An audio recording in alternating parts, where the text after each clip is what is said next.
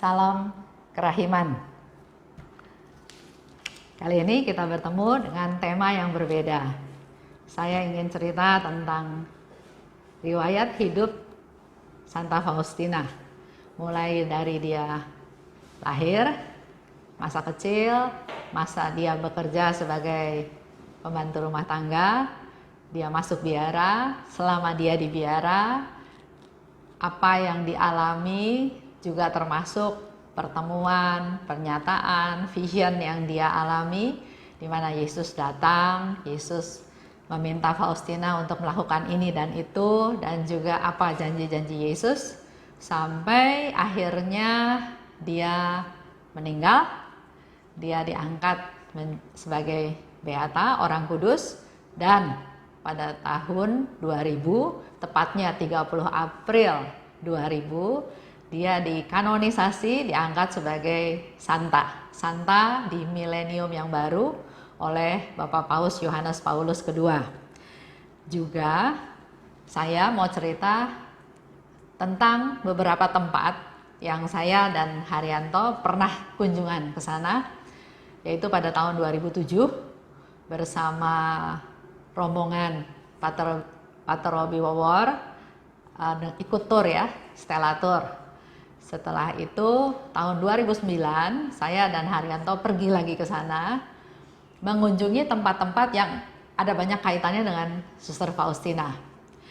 Di samping itu juga mungkin nanti akan ada beberapa sharing yang berkaitan dengan cerita yang saya mau ceritakan.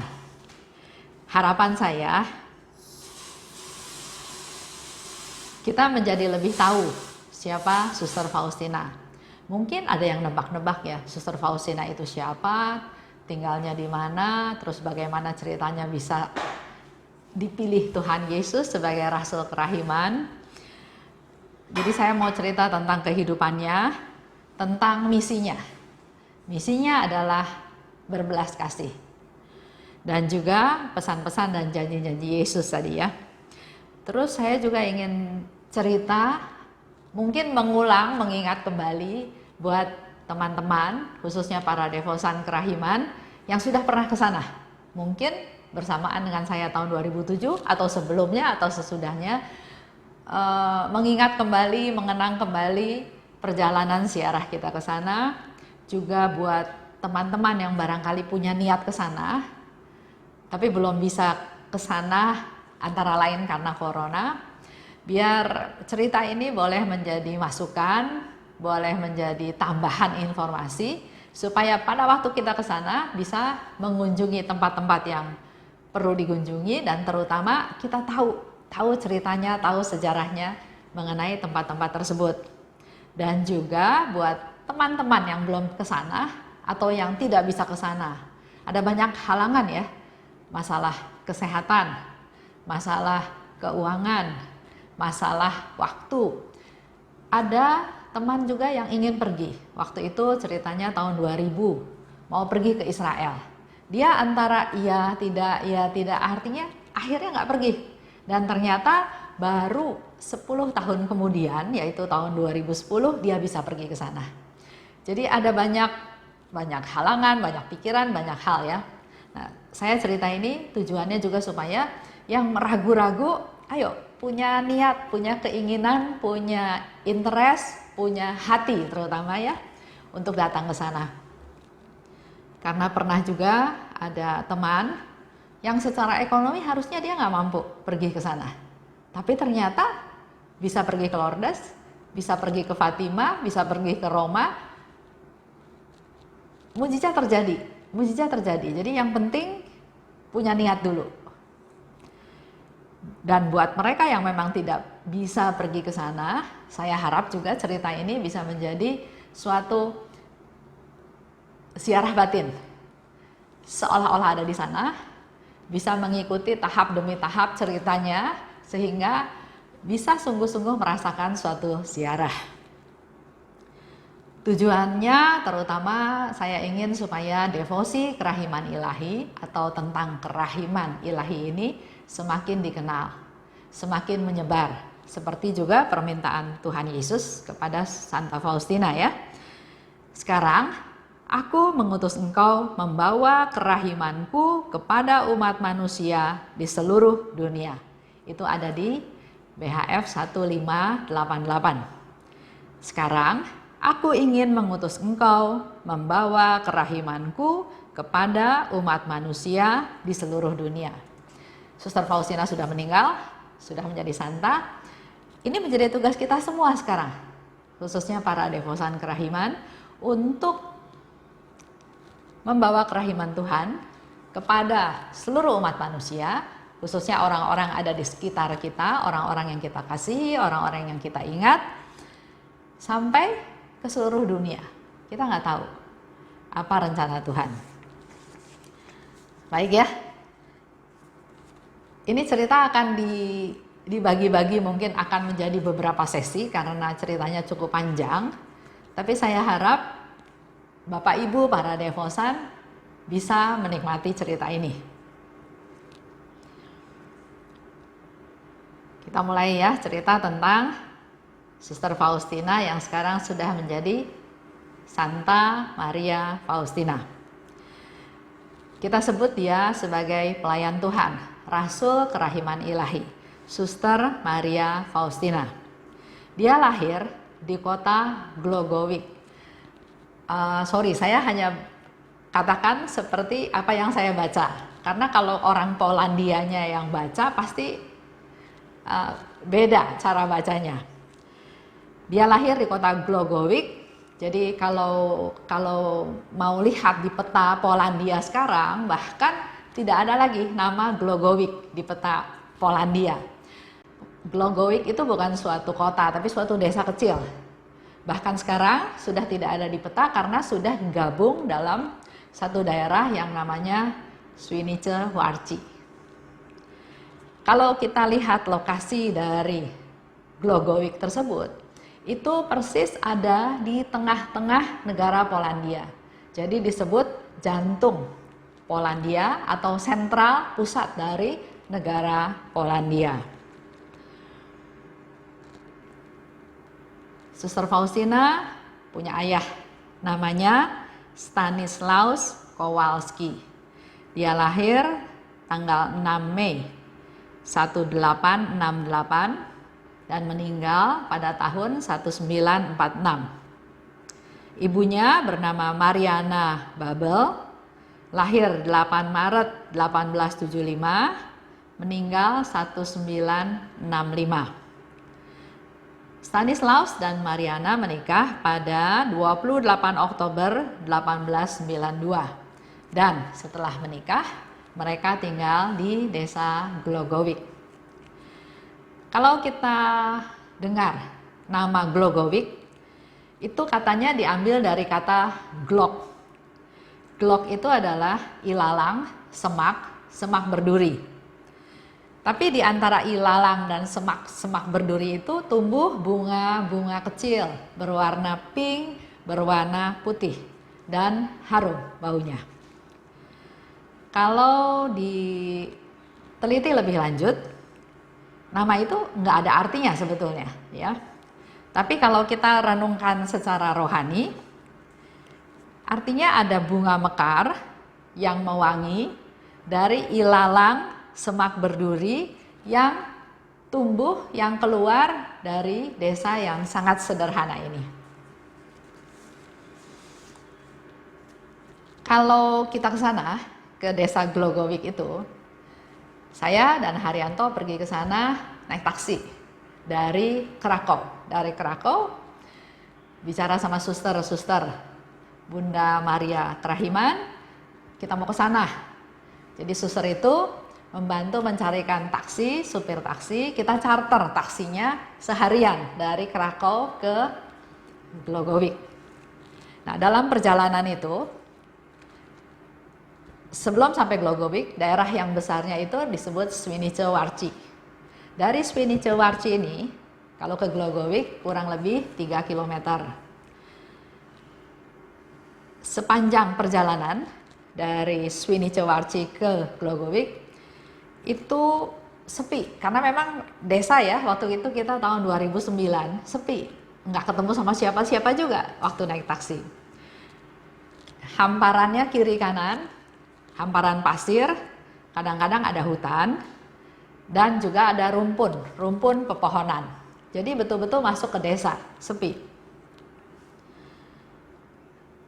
Kita bisa lihat ya di foto itu pada waktu perjalanan ke Glogowik, keadaan desanya seperti tampilan sekian puluh tahun yang lalu. Tapi waktu saya datang ke sana, jalanannya sudah bagus, sudah hot mix, sudah bagus.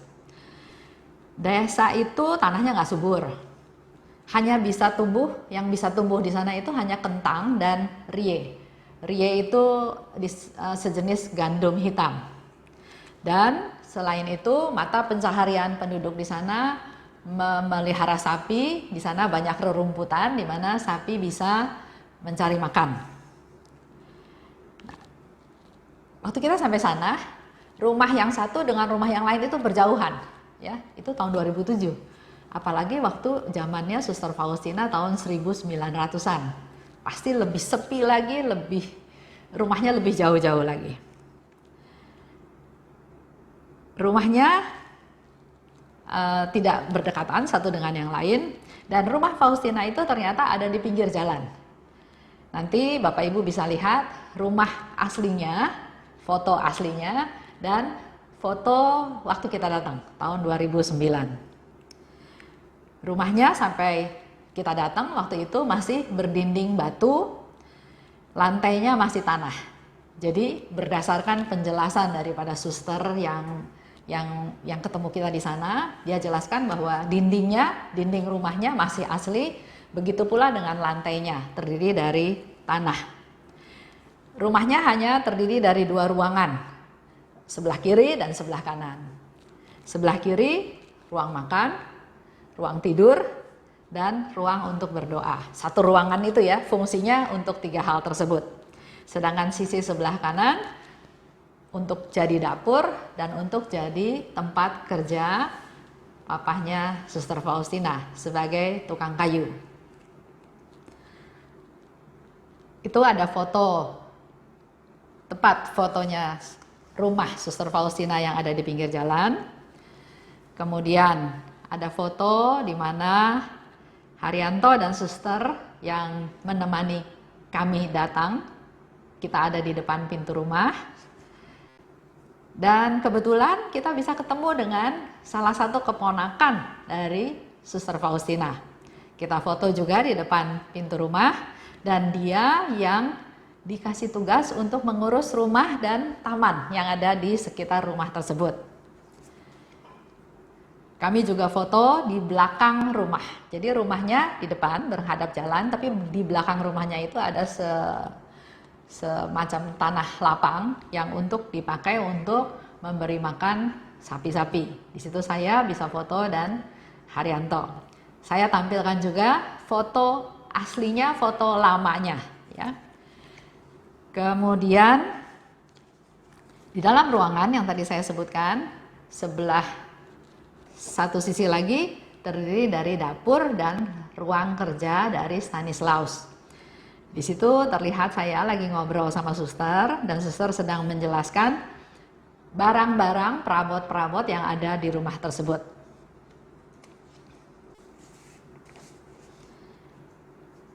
Memang kalau sekarang kita lihat, rumah itu kelihatan bagus, rapih, karena memang diurus, dirawat oleh keponakan dari Suster Faustina. Nah, cerita tentang rumah ini.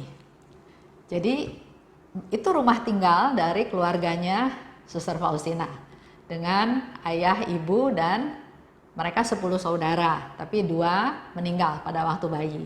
Bisa dibayangkan ya, rumah yang sekecil itu dihuni oleh 10 orang.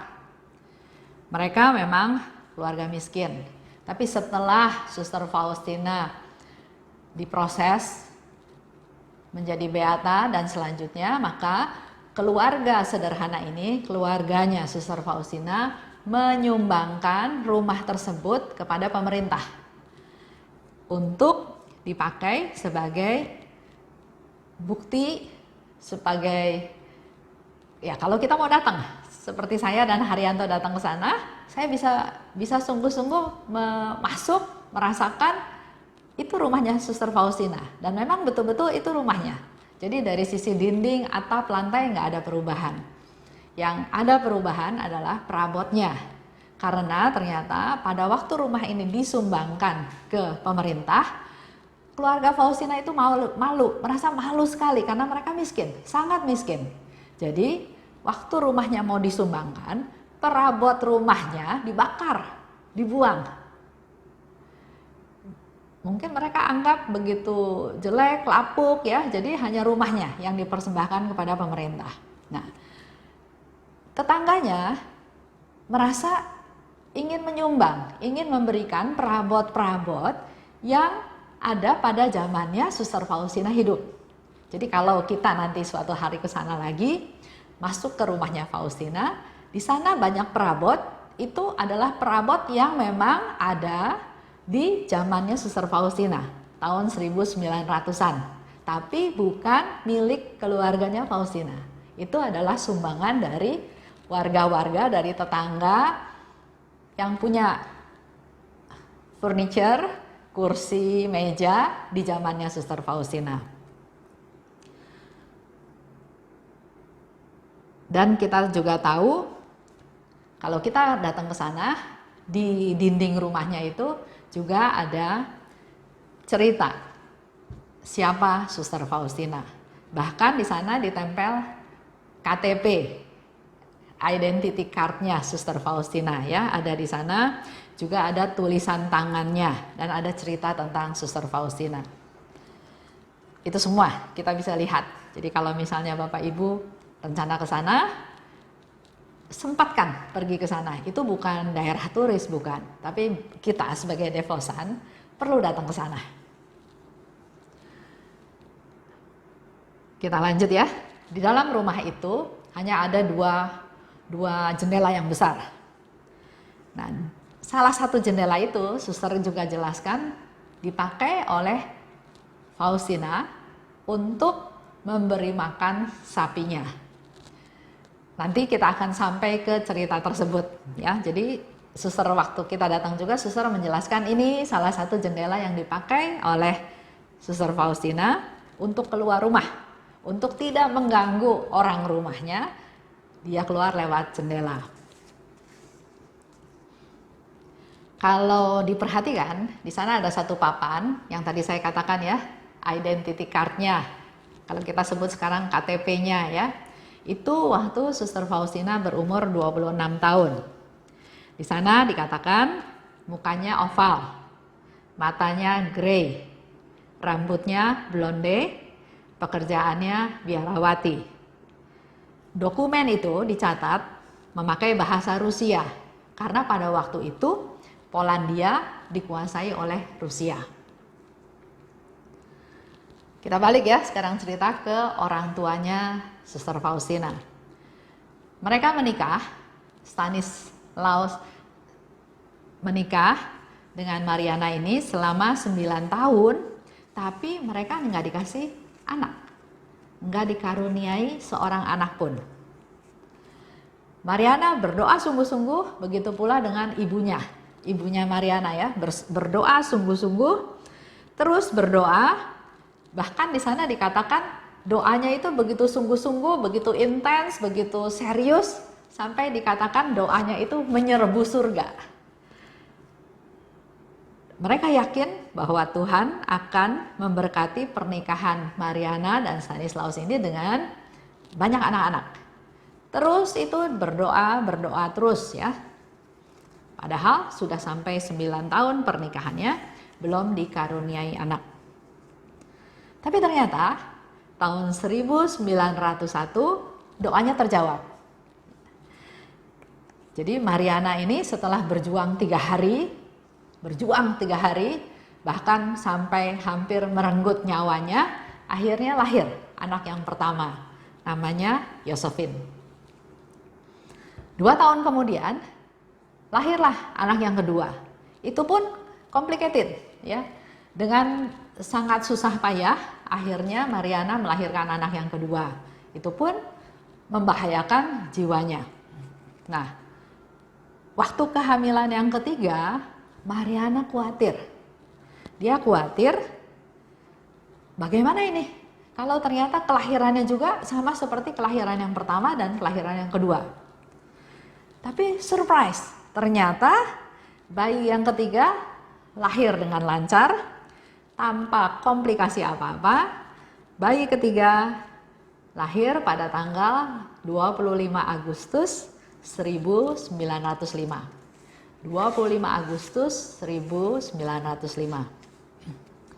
2 hari kemudian, yaitu pada tanggal 27 Agustus 1905, bayi ini dibawa ke gereja di Swinicowarci yang tadi saya katakan ya, jaraknya sekitar 3 km. Di sana bayi ini dibaptis dengan nama Helena. Di paroki Santo Casirimus di Swinicowarci. Kita bisa lihat ya, itu gambaran gereja tempat Faustina dibaptis. Jadi waktu dia lahir mendapat nama baptis Helena. Kita bisa lihat juga gambar gereja pada waktu zamannya Suster Faustina. Tapi waktu saya ke sana, gereja itu sudah ada perluasan, sudah agak berbeda. Di gereja itu juga ada penjelasan, ada tulisan di mana disebutkan di gereja inilah Suster Faustina dibaptis. Nanti di tampilan yang berikut saya akan kasih lihat interior di dalam gereja tersebut, termasuk ruang pengakuan dosanya, tempat baptis dan seterusnya. Setelah Helena lahir, anak yang ketiga, anak yang keempat, kelima, keenam, ketujuh, kedelapan, kesembilan, kesepuluh, semuanya lancar. Tidak ada complicated, tidak ada komplikasi, tidak ada permasalahan sama sekali. Sehingga Mariana bilang ya, mamahnya ini bilang, Helena itu anak yang diberkati Tuhan, yang telah menguduskan rahim saya. Karena dengan hamil Helena dilahirkan dengan lancar, seolah-olah Helena ini membuka jalan untuk kelahiran anak-anak berikutnya. Sehingga Mariana katakan Helena itu anak yang diberkati oleh Tuhan yang menguduskan rahim saya. Dari 10 saudara sekarang atau waktu itu dikatakan 2 orang meninggal pada waktu masih bayi. Jadi akhirnya mereka 8 saudara, 6 perempuan, 2 laki-laki. Itu cerita tentang keluarganya Suster Faustina. Dari cerita ini, saya ingin mengambil satu intisari bahwa Mariana dan ibunya punya iman yang teguh, punya pengharapan, punya percaya, trust pada Tuhan yang begitu luar biasa, meminta Tuhan untuk memberikan anak-anak kepada keluarganya Mariana dan Stanislaus ini. 9 tahun, ya, 9 tahun mereka berdoa untuk mendapatkan anak. Bahkan di situ dikatakan doa-doanya itu menyerbu surga. Kita bisa lihat kesungguhannya, keseriusannya dalam berdoa. Jadi buat Bapak Ibu, ya bukan umur kita ya, mungkin buat anak-anak kita bisa juga cerita kepada yang lain bahwa kita perlu berdoa dengan sungguh-sungguh untuk meminta sesuatu kepada Tuhan. Dengan sungguh-sungguh kita minta. Dan akhirnya ternyata terbukti Mariana bukan dikasih anak 1, 2, atau 3, malah 10. Ya, Tuhan kasih 10 anak. Kalau ingat cerita ini, saya ingat juga satu cerita. Saya 6 saudara. Kami semua sudah menikah. Salah satu adik saya ada yang menikah, tapi juga belum mempunyai anak. Pernikahannya mungkin waktu itu sudah 8 tahun lebih. Mereka berdua sudah mencoba dengan ke dokter, dengan bayi tabung, dengan hal-hal yang lain ya. Tapi ternyata belum dikasih. Pada waktu itu ada satu dorongan di mana kami semua 6 saudara berdoa bersama-sama, mohon Tuhan memberikan rahmat, mendengarkan doa dari kami semua supaya adik saya diberi anak. Kami berdoa dengan sungguh-sungguh. Nah, di dalam doa tersebut, setelah selesai ya, kami sharing. Ternyata saya bilang di dalam doa tersebut, saya melihat ada sosok bayi.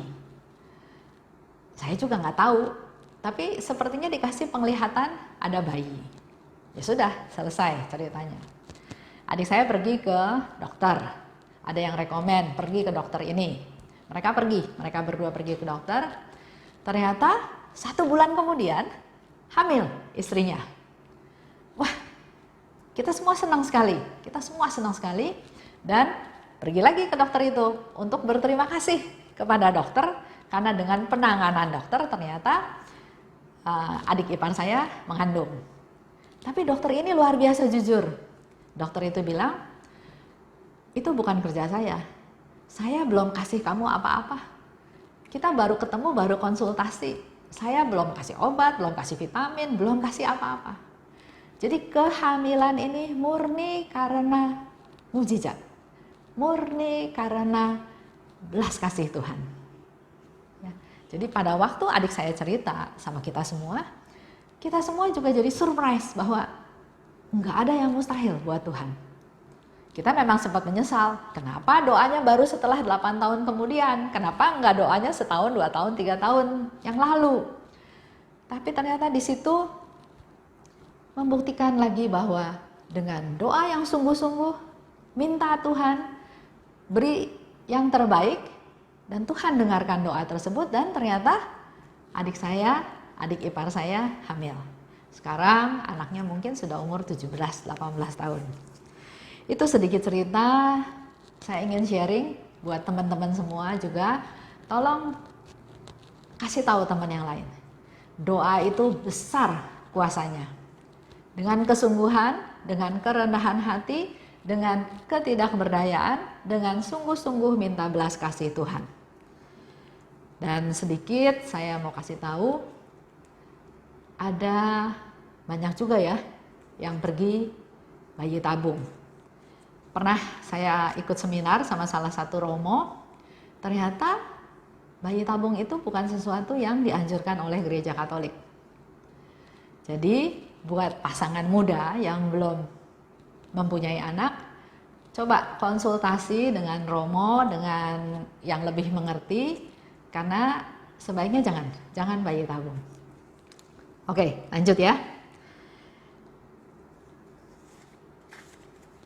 Dari cerita ini, saya ingin kasih tahu, di sesi berikut, saya akan cerita tentang bagaimana kehidupan sehari-hari dari anak kecil ini. Dari mulai dia kecil, sampai makin lama makin dewasa. Pengalaman sehari-hari seperti apa yang dialami oleh keluarganya Suster Faustina. Saya ingin ini menjadi pembahasan buat kita karena kita semua juga terdiri dari keluarga, di mana ada anak, ada ayah, ada ibu, ada orang tua, ada saudara-saudara.